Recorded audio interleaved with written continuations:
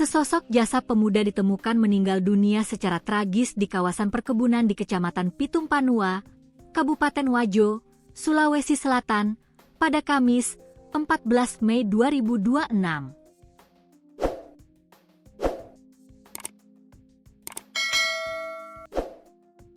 Korban diketahui merupakan seorang pemuda berusia 18 tahun berinisial MAA yang berasal dari Desa Temboe, Kecamatan Larompong Selatan, Kabupaten Luwu. Jasad korban ditemukan sekitar pukul 15.30 WITA di Jalan Sepakat, Desa Batu, Kecamatan Pitung Panua.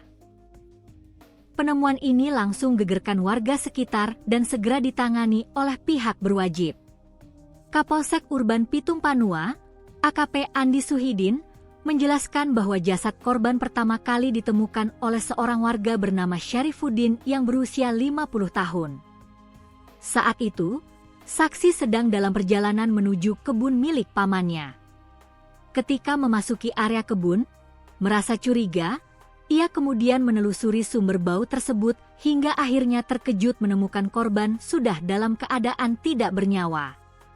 Saksi langsung melaporkan temuan ini kepada aparat desa setempat, yang kemudian meneruskan laporan tersebut ke Polsek Pitung Panua.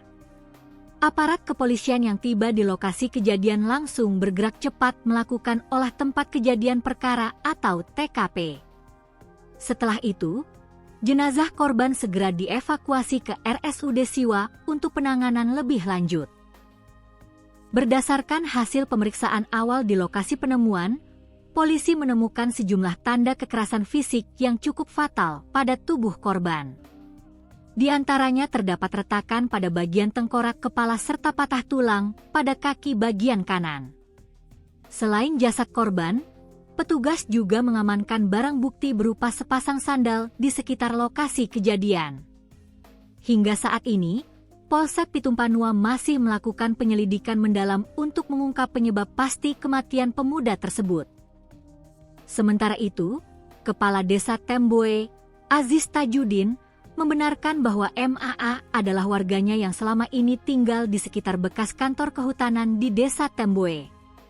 Aziz menambahkan, jenazah korban kini telah dibawa ke RSUD Sengkang untuk menjalani proses autopsi guna membantu penyelidikan polisi.